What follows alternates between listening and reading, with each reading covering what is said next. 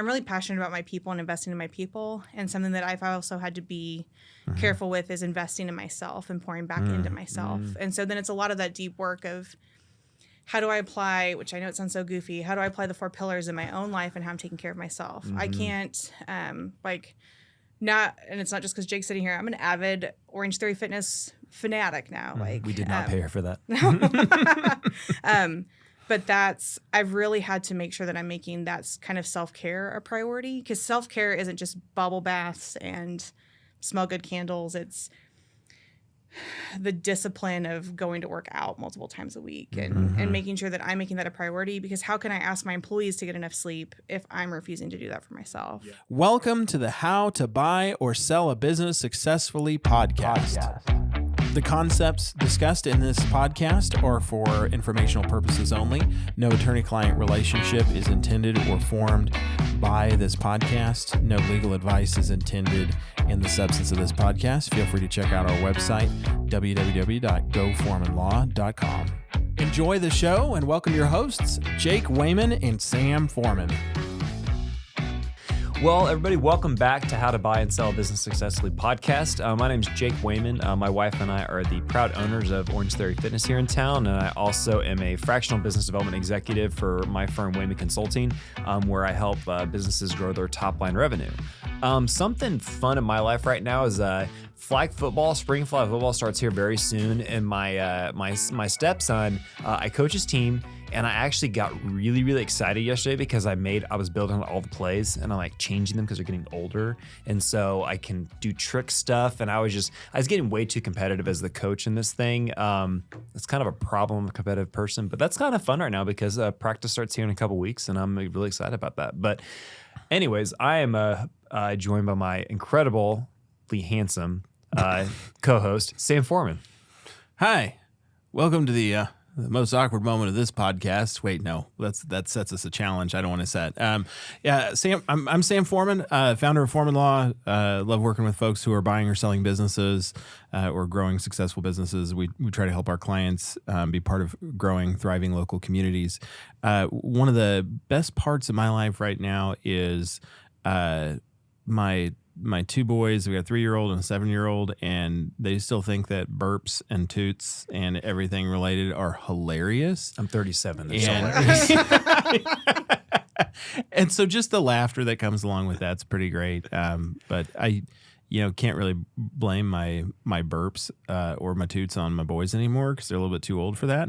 But my oldest, he is destined for greatness in the Belgian Olympics. I tell you what, it is a little terrifying. Don't tell my wife that I'm going to encourage him in this endeavor. She can listen to this podcast. She could. Yeah, that's true. She might. She sometimes does. Yeah. But we're really grateful to be joined by. This is terrible. You're gonna have to split this. I'm gonna have to completely. How do you want me to introduce you? That's a great question. And that's still something I'm just going to do Maddie, but I'm like... Maddie Butler is great. Okay, Maddie Butler. All right, all right. Can you splice it to kind of pick up at the... It's like with Reagan. Great. It's like, am I Carlstrom Wayman? Am I Reagan Wayman? Am I Reagan what? Carlstrom? Yeah. I was just going to call you Maddie the boss. That's fine. Today we're grateful to be joined by Maddie Butler. She is the one of the co-owners with her husband Matt of Kent AV, and does a terrific job. And we're just really grateful to have her join us today. And you brought some friends. Maddie, do you want to tell us about the friends that you brought? I did. So it's kind of ridiculous, but they are finger puppet possums, and they do have a purpose. So part of this is just something that we picked up. Really, I don't know if anybody's heard of the viral possum in a peanut car that came out from McPhee. It was like very internet viral for a while. But our team has rallied behind this as kind of just a thing that we look at, that if you lose a sense of fun, then you lose your ability to problem solve and work together. And also you can have tough conversations. And if you have a finger puppet possum, it's hard to yell at one another while you're working through things. So so no one has like taken on the mantle of being the rage possum? Maybe. I mean, there's different, play dead. We get that a lot. Like, I have one guy who hisses for fun. So no. I mean, we had a conversation earlier today about culture building, and that might be a great segue in. So you were you worked at Ken AV, right?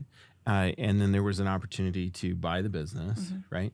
And so you got a chance to buy your own boss, be your own boss, because we believe in alliteration here above all other spiritual gifts. And what was that process like for you, in kind of identifying that, hey, this might be a place that I want to be more than just an employee? I think, and I feel like, I know we've talked about this a lot. Matt and I's course into purchasing this business was probably different than a lot of other employee purchase situations, because he and I were running the company as if we owned it for probably 6 years prior to the purchase. We knew the ins and outs, everything. So it was kind of, once I found out that there was resources and tools and people like you, that I could make it a reality, because that wasn't something that was taught to me, that could be my reality. No, well, that's great. Well, and kind of on that, it's like when did you feel that? Because like you're very fortunate, because you guys knew where the skeletons were. You knew a lot of things that were going on in the business. You ran it, but you never were the owner of it. And so like when did you have to really make that mindset shift of like, okay, like I'm now the owner of this. Like I'm the one who is like, I hold the keys. I hold the everything now. Like what talk through that a little bit. So it's kind of funny. So I think it's still a process that I'm working on, right? Yeah. So that shift, because we just hit our 2-year business birthday on the 1st. Congratulations. Yeah, thanks. Yeah. I think it was like 3 weeks in, because I was already responsible for payroll and all this other stuff. It was 3 weeks in, I was like, I don't have to ask permission or justify why I'm going to go buy ice cream for my staff. Like, I know that seems so ridiculous, but I was like, I don't have to defend it on a P&L sheet. Like, I'm going to go to Brahms at 3:30 in the afternoon to buy ice cream. Like, you answer That's to awesome. Yeah. the government Yeah. and whoever I'm working for that day. Yep. So, yeah. No, that's terrific. So what was it that, when you started to realize, hey, this is a business that I could buy, right? And that started to become a little bit more real. When did you know that, hey, it's not just something I can do, but it's actually something I want to do? That's great. I know my parents have been entrepreneurial my whole life, so I wanted to do something.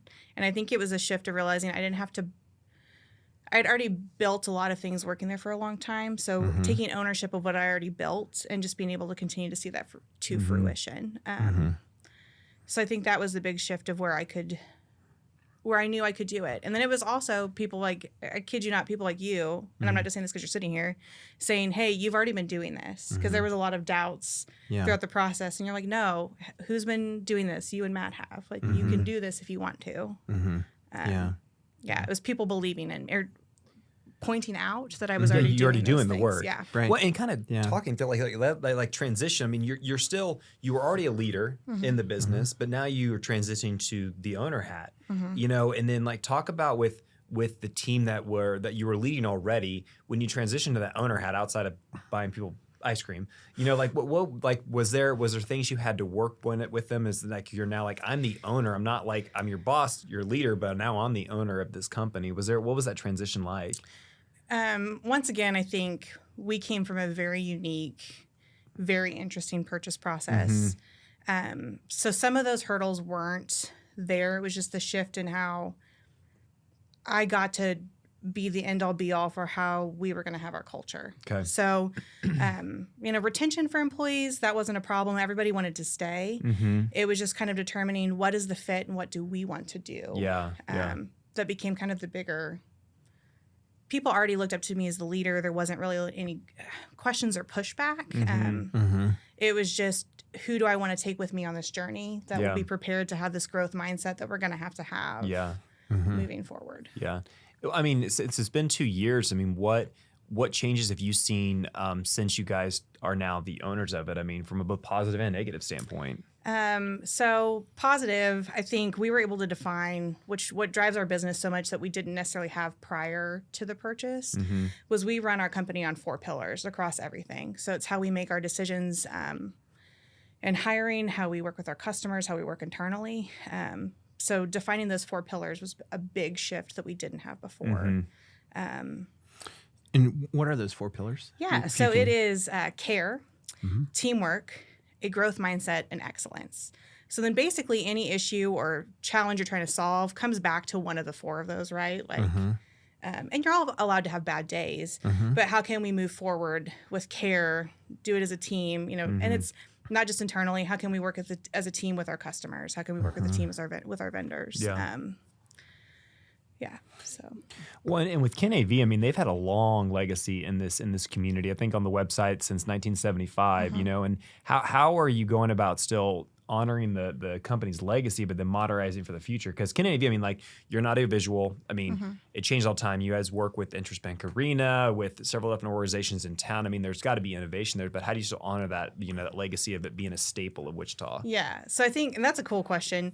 So Kent has always been, I think, honoring its legacy is continuing with innovation, because Kent AV or audiovisual started as a paper sales to Seriously court reporters. So they're transcriber machines. Okay. Oh, that's cool. So we were selling, I mean, I was not there, but they in the past were selling paper. And then as court systems needs grew, they grew with them. So, they went through all of the overhead projectors with the transparencies to regular projectors to TVs.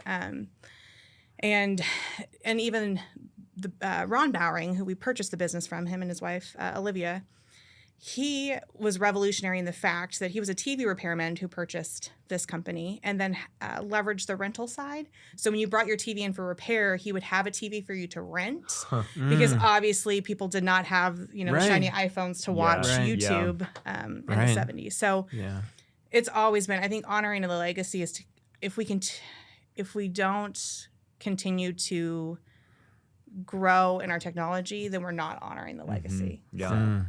It was back when TVs were so expensive that you had to get them repaired. Now people just go buy a new TV. It's more cost effective in some cases to buy a new one. Yeah. Well, and you needed a team of people to move some of those TVs around. Yeah. Like, I remember my uncle had this giant, deep dish TV. It was probably, I don't know, a massive 50 inches, right? And I think the thing weighed more than like a baby grand piano. I mean, it was just nuts. Like you could have killed somebody with that thing. But well, and talking about the purchase itself, what was kind of the biggest surprise going through that business acquisition process? I mean, I know you knew a lot about the business already, but acquiring a business, I mean, a very different process. I mean, you're having to go through a lot of things. You got to get, financing through, having attorneys, those sort of things. I mean, what was kind of the biggest surprise through that acquisition process? Yeah, I think there were a handful of surprises, but also not at the same time. I think I knew it was going to be hard, but I think sometimes I was surprised at how hard it was. In the sense that you're having to do your regular every day and still put your 100% into it, even if the deal goes a little bit south. So how can I still show up to work at 100% and not let that color what I have to do that day? Also, do some research on just property leasing. I did not understand what a triple net lease was. So I was very thankful that I had people around me to be like, okay, this is what that means. And I'm like, but I rent other, no. So that was a big surprise for me. And then I think also making sure that I had the right support. I had to redefine what support looked like for me during that time, because I was friends, and I'm still friends with a lot of the people who work for me, but that wasn't where I could find support. So being prepared to have a really good support system going into this. Yeah. Well, and you're in business with your spouse, like I'm in business with my spouse. So that's very unique dynamic. And how do you and Matt divide responsibilities? What does that look like from your work-life balance? There probably isn't one because I know with my wife and I deal with, but what advice would you give other couples that are either in business with each other or looking to go into business with each other? I feel like I've said this a lot today. We're kind of unique. So we worked together in different facets before we were at Kent. Not directly at the same company, but we very early on in our relationship had clear boundaries about this is work, this is personal. That world is very black and white to us, which I also realize that's not normal, right? I'm also realizing that a lot of me is not normal, thus the finger puppet possums. But These are not bad. That's what things. that's what makes us all entrepreneurs. We're all very unique. yeah, problem solving. So it just led into setting really clear boundaries of what our strengths are. So Matt and I identified very early on, he's a doer and I am the logical, I can see 1,000 foot up. I also can look at granular detail. Reading contracts to me, that's not scary. That's not difficult. So it was kind of easy for us to determine I handle kind of all the backbone side of the business and the growth and the overview. And he is the get it doneer. He is the cool, this is what we're doing. If you, he was one of the first to lean into the 4 pillars. Like, no, we need to do this. Like if we don't have rules to the game, our employees don't know what they need to do. Yeah. So it was, for us, it was easy to divide those responsibilities. But I think my biggest piece of advice is have that hard and tough conversation. But then also, because there's days, like I'm sure you experience it too, like there's days that there's disagreements, but you have to be able to separate that conversation about work from how you feel about each other as a person. Yeah. Like, because those are very separate. It's taken, I mean, we've been in business together for 5 years and we also got married 5 years ago too. So don't recommend doing that, getting married and then buying a business 6 months later. But like it's taken us this long to this point for us to be able to have those disagreements about a business thing, but it doesn't affect how we feel about each other personally. Exactly. And early on, I took a lot of things personally. If she says, oh, that's a dumb idea, or like, hey, we shouldn't do that, I would take that personal, that like you're attacking me, but it's like she wasn't. I mean, she's just being a good business partner saying, hey, I see holes in this. Like that's not something we should be doing. And it takes that personal reflection, but I love that you guys have set boundaries in it. We had to go through a lot in order to find those boundaries because it did it early on. And that's so like such critical advice for people going to visit their spouses, like have those boundaries early on. So, like this is business, this is our relationship, and they're going to mingle, but you still need to have them separated in a way. And I used to think it was kind of hokey where people were like, you need to have a phrase so we can have, like one of my guys on the team says pause for the cause. I used to think that was hokey. But now when we're getting into those tough conversations, we've set part of those boundaries. It's like, okay, no, please let me finish my thought before we move to the next one. Or can we fully discuss this? Sometimes they have swears, sometimes they don't have swears. Like it's whatever is your vibe. But I do think even identifying those key phrases, because then you're falling back on your training when you're emotional about something that might not make sense. Yeah. No, that's good. That's good. I mean, what have been some of the things that you're most excited about doing in a new way, with the business? I'm just, there's so many things that I'm excited about because I think that there's so many things that we're doing the same that haven't changed. But I am really excited to change the landscape about how work is done. That's something that we're really passionate about. In live events, which is half of our business, because we kind of have 3 sides to our business. In the live events sector, the show goes on no matter what. I think everybody's kind of heard that colloquialism of like, show must go on. That's not the reality, right? Like we even ourselves want to have a balance of work and the ability for the show to go on. The same thing with our employees. We truly think that you can work roughly a 40, maybe 50-hour week on some of those things that are kind of crazy, right? But then still be able to go home and have hobbies and go work out and invest in your family, invest in the community. So I think that that's something with ownership that we're able to define that narrative, which is not something that is currently very popular in our industry. So if we can be the goal that everybody wants to hit, then it makes it better for everybody because then you have a better workforce. You can change the world in so many different ways that you won't ever see the full impact of by doing that. So that's what I'm excited for. Yeah.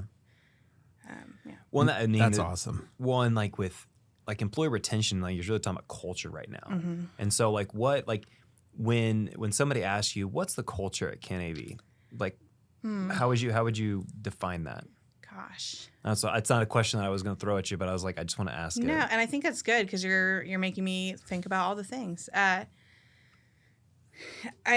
keep coming back to this word unique, right? We have a fun space that has clear set boundaries and rules because we still, at the end of the day, we still have to do work. We still have to turn in billables. We still have to accomplish tasks. but you spend the majority of your life at work. So it needs to be a place where you can learn, grow, fail, and fail safely. And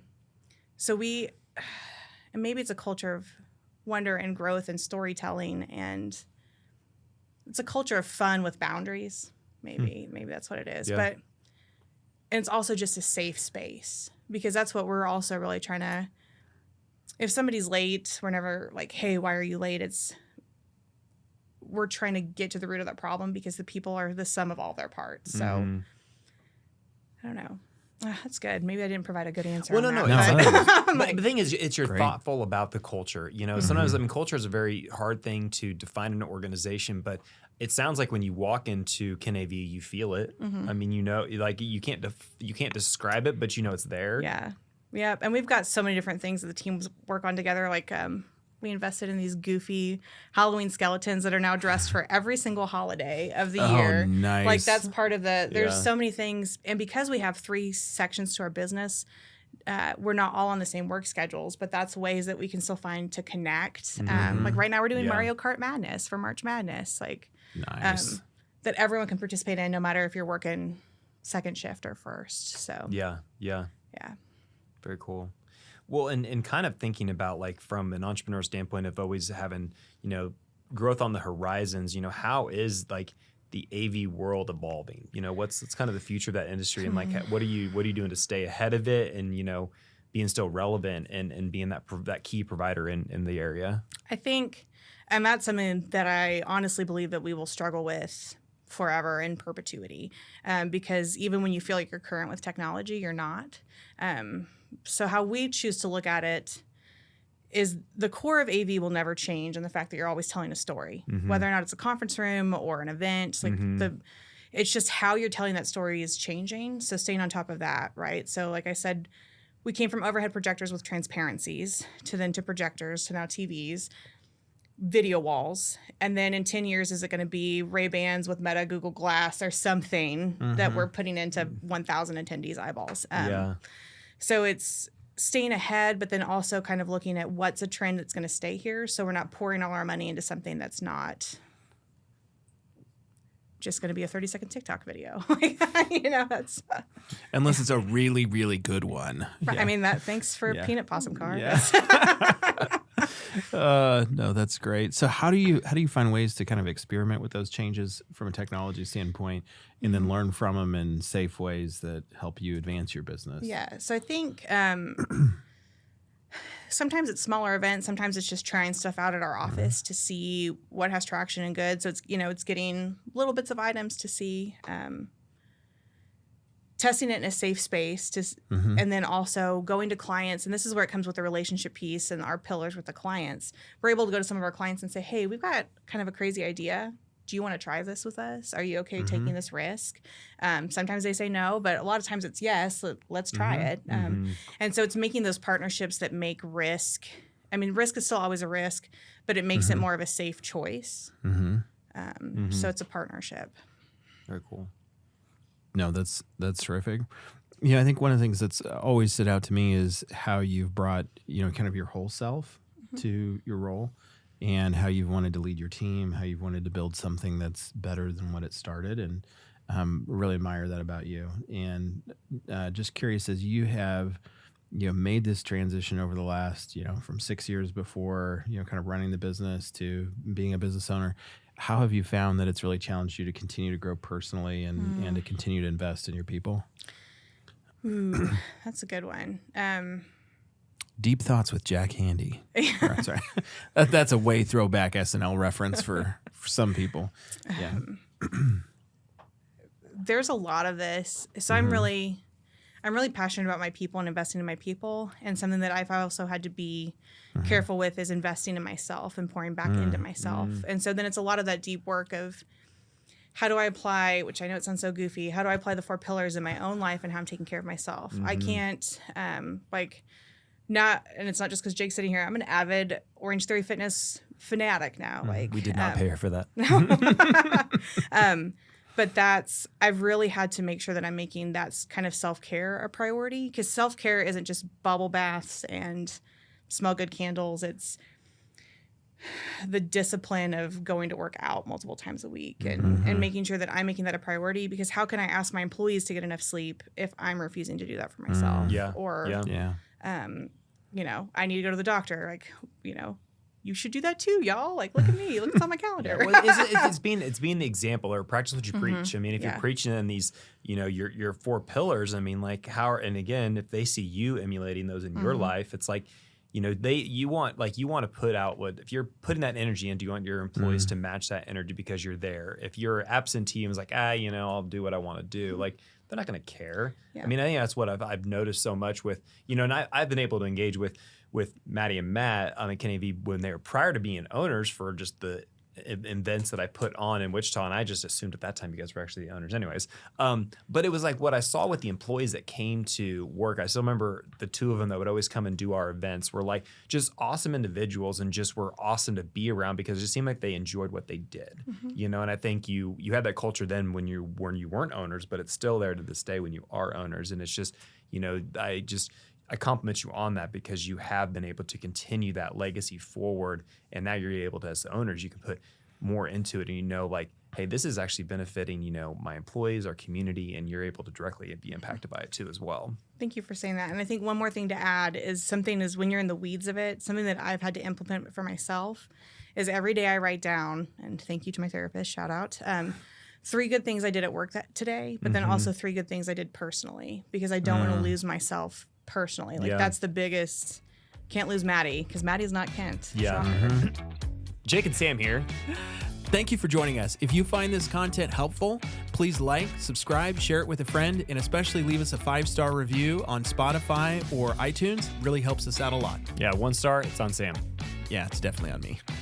I do that in the morning. I call it my holy hour because it's like the hour I dedicate to like myself and doing the journaling and everything. And like, just, it's like, I know when I've kind of lost sight of some stuff, I hadn't been journaling or documenting that over the past couple of days. And so it's so critical to, you know, to invest back in yourself, because if your bucket's empty, everybody else's bucket's gonna be empty too. Yeah, no, those are great thoughts. Those are great thoughts. Well, and Maddie, so you are like female-owned business because you know, with you and Matt, and with that as a female-owned business and I would consider it male-dominated for the most part. You know, it's like you probably face a lot of unique challenges. You know, how do you advocate? And it doesn't have to be your industry, but how do you advocate for more women in leadership roles or more women in like business ownership roles too as well? Because I think a lot of people probably feel that they don't have the ability to be an owner or a leader or something like that. And I feel like it's kind of a multifaceted answer. Yeah. So it's showing up and continuing to show up even when it's hard. So, and I think it's kind of, I asked some of the people on my team about this question. Yeah. Because it was the funny feedback that they received, or that I received from them, is, well, a lot of times they notice the difficulties that I'm experiencing as a woman in leadership, but I don't. So I think part of it is rising above it and ignoring it. There's a time when to call it out, and there's a time where you just keep going and you prove that you can show up and prove that you can do the job. But really, to encourage other women leaders is to continue to show up. And then I've also tried to be an advocate where I can. So when there's some people who've talked about purchasing their business or getting started, as a female, it's like, no, you can do this, and here are the steps. Let me get you connected. I think it's advocacy and just continuing to show up and have a voice. Yeah. And here in Wichita, I mean, where have you found, because you talk a lot about investing in yourself. I mean, where have you found, you know, do you have mentors? Do you have people that you continue to look for insight and advice as you're kind of planning for the future? Yeah, great question. So when I first purchased the business, I participated in the Thread, which is a leadership collective for women, because kind of at that time I was like, well, I'm either going to not have a job and need to make new connections, or I'm going to need some support. Yeah. Good news, it was the support aspect. So it helped me teach about myself. So I found a lot of support there. I've also found a lot of support in my Rotary group. So I'm a part of a Rotary club. Downtown Rotary. Whoop. Best club. A lot of support there because I was able to get connections to other business owners to ask questions, to ask them. and in a safe space, because they're not in my industry, but HR problems are HR problems are HR problems. I also didn't realize that everyone also has trouble with people turning in their timesheets. So I'm like, oh, thank God, not just me. So I found leadership there. And then also through programs with the chamber. So I just completed, I'm the 41st class of Leadership Wichita. And I think it not only provided me mentorship, but it also has forced me to look at the world in a different lens. And it's because I've always been about bridge building, but how can I do that? And what's different ways to have communication and to get plugged in and connected? Because I know it's learning a lot about your city, but I think it was also, like they said in that class, everyone here is already a leader. It's how can we leverage that to take you to the next step to make good in your community and where you are. Yeah. So. Yeah, and that's one thing it's with Reagan and I in our business. I've been with her specifically. I'd encouraged her to try to go to get more mentorship, get people there, and she was also in Thread. I think she was in. She was in my mastermind group too. And and that's where I saw her transform as a leader, and it's amazing now that she is the true GM of Orange Theory Fitness, really the true owner operator. I'm just more of the back office support person, and just being able to see her thrive in that role has just been amazing as a husband, also a bit as a business partner, and it's and again, I look at Stacy at Hopping Gnome, you and Matt at Ken AV. I mean, there's so many people that are out there that are husband and wife duos that are just killing it and just powerhouses. And I know people all see the glamorous side of it, and they don't know what the hard part of actually running a business is. But there are people in this community that are doing it and able to do it successfully too. Maddie, one of the things I'm curious about is, you've talked about the importance of community, and is thinking about how do you feel like your business has an impact on, from a community aspect, and what role does that play for you in sort of evaluating what you want to do with your business and how you think about its success? I think that's a good question. I mean, all your questions are good questions, but that's a good question. We have such an impact to be able to tell people stories on all sides of our business. I mean, we have a specific side of our business that's just transferring old media formats to digital rights. And it's the first time that they've heard their mom's voice in 30 some years. So I think that we serve the community in various ways. So something as small as that, where that kind of touches the everyday for everybody, but then it's also making strategic partnerships. So sometimes when they've got that, we're helping our strategic partners tell their story, so they're making the best community impact possible. I think about Christina Long and her Elevate series that she did during COVID. That was a way that we could help uplift a whole section of our community in a good, positive way, and also gave our crew the opportunity to learn and work and learn more about the city around us. I think that's the cool thing. When we were able to, prior to COVID, when I was leading Startup Grind, we worked a lot with Ken AV on Startup Grind, and they were our AV provider for it. And it was, and because at that point, when I put on events, I really didn't know what I needed. And I remember I called, I think it was either you or Matt, I can't remember who I ended up working with, but you guys just were oh, we got the solution for you, and just showed up with your people. And it went off, and it was amazing. But it was just that piece of you guys helping us in that community. And then we did our Shift ICT series and stuff, and they worked with us on that. I mean, it was just all those things that, even though people think, oh, well, I hear sound, I see things. It's there's a whole team behind it that is actually helping that event actually happen. And making technology accessible, because some of our customers in our community we work with, we don't want technology to be scary. So how can we help be that translator? Yeah. So then you also look like the smartest person in the room while you're using it. They did a good job with that. Whenever I saw the soundboard, and I'm I don't even know where to move this or this to do this, because I don't. Then they I remember they came up with well, do you guys want a confidence monitor? I'm what is a confidence monitor?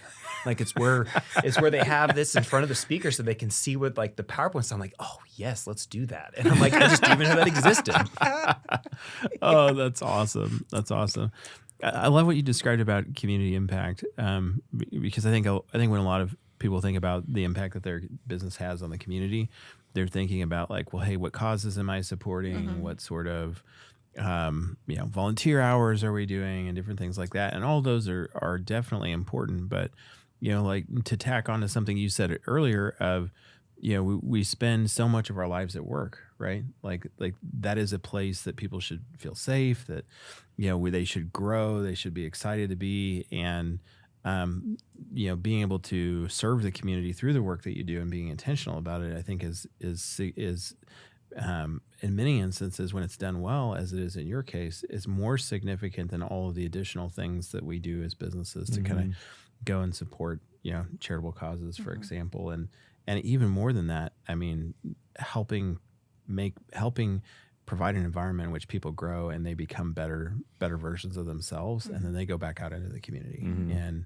so kudos to you for doing it well. Thanks. And that's an exciting thing. So I wrote something down. I said building a business is about building a legacy. And like as you kind of look towards KNAV and the future of that, I mean, you're only 2 years in, but like what kind of legacy do you want to leave? One of our previous guests had talked about, when we're 85 years old, like they're not going to talk about, the revenue you did in Q2 of 2023 or anything like that. It's going to be about the impact that you made, the legacy that you left. And so what do you, when you see that, like what kind of legacy do you want to leave with KNAV?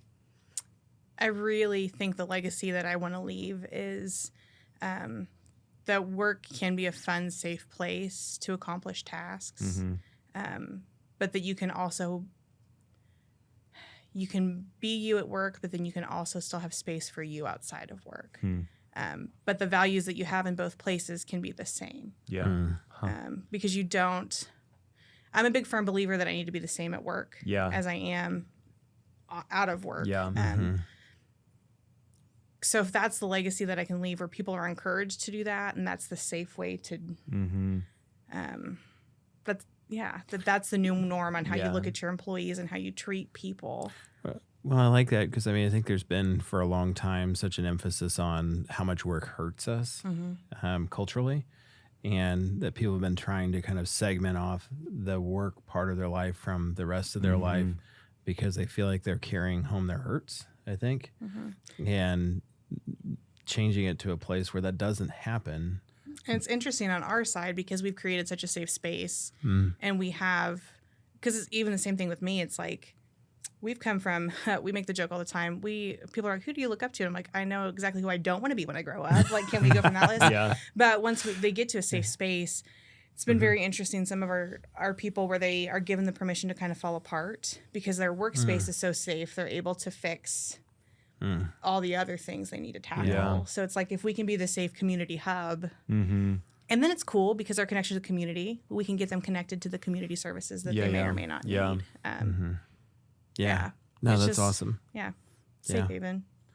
Going back a little bit to the technical side of things. So, you're working in the business. This is before, you buy the business, but as you're kind of getting into that process, how did you start to, and for folks that might be listening and thinking about going through a similar process, how did you start to look at the business a little bit differently to kind of analyze it and say, okay, I'm going to take on this responsibility to be an owner, and what did that start to look like? What did you start to notice? How did you look at things differently than just, hey, I'm running the business?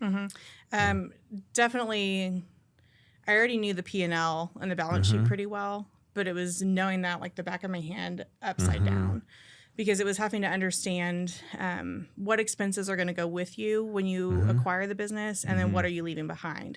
Because then what you're leaving behind then equates what you could do in a business loan or those kind of items. But also, I think an important thing, which I can't remember who told it to me, it was like, you have to pay yourself. Do not pay yourself. So this is important. Keep your bucket full, very full. Maybe overflowing. Yes, go on. But knowing that so crystal clear. So then that way, when you're having to make decisions about give or takes or what you're willing, some of those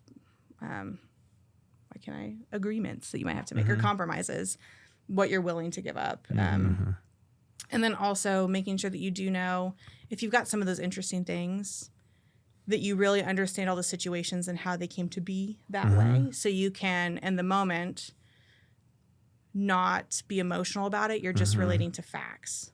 Right. So, Did you find yourself having moments where like, hey, there were so many things that were just familiar to you, that you knew them so well that maybe you wouldn't have looked at them the same way like an outsider coming in and buying would have, but that you maybe have to look at it again in a different way, in kind of a fresh way, when you're looking at becoming the buyer? Because I think the thing I think of like in my own business is there's things that, if I was looking at buying my business, I'd probably do differently.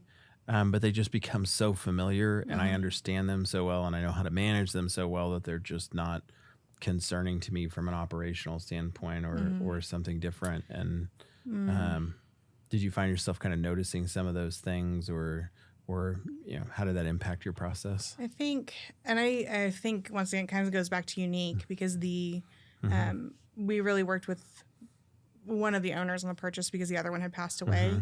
So part of that, I spent a lot of time explaining to them about where we were at. So I think some of the things that I would have to look at differently, I'd really have to think about that because every step of the process, I was not only having to make sure I knew it, but had to teach it to someone else as we were going. So how do you do that with integrity? It's just using facts. But I do think that making sure that you're really understanding of what, especially like on our side of the business, is it a real contract that you have with that place or was it a handshake agreement or what did that look like? I think if I was an outsider, that's what I would ask. I would also really look into employees and how they were acquired. Is it the right business to keep family from a family acquisition? Like those hard questions that feel uncomfortable, but that's stuff that I think if I was an outsider that I'd be asking. Yeah. No, those are good. Those are really good. When you think about it from kind of the other side of the table, so from the sales side, as you mentioned, one of the owners passed away. If they hadn't had, somebody like you and Matt on the team, what would have happened from a value perspective for them? Does the business make it? Does it find another buyer? Does it just get sold off for parts? I think in our case, honestly, and I'm not trying to hair toss, they would have liquidated. But you can if you want to. They would have liquidated it for gear. Matt and I built the team, and so if we left. Yeah. And in our industry, your gear is only as good as the person operating it. Oh, yeah. It doesn't matter. Right. The people are the difference. Yeah, you can have the fanciest thing, but if you don't have a good person to run it, you might as well have like a Mr. Microphone from play school. No, that's helpful. So it's, that's hard. I don't think they would have gotten the return. Yeah.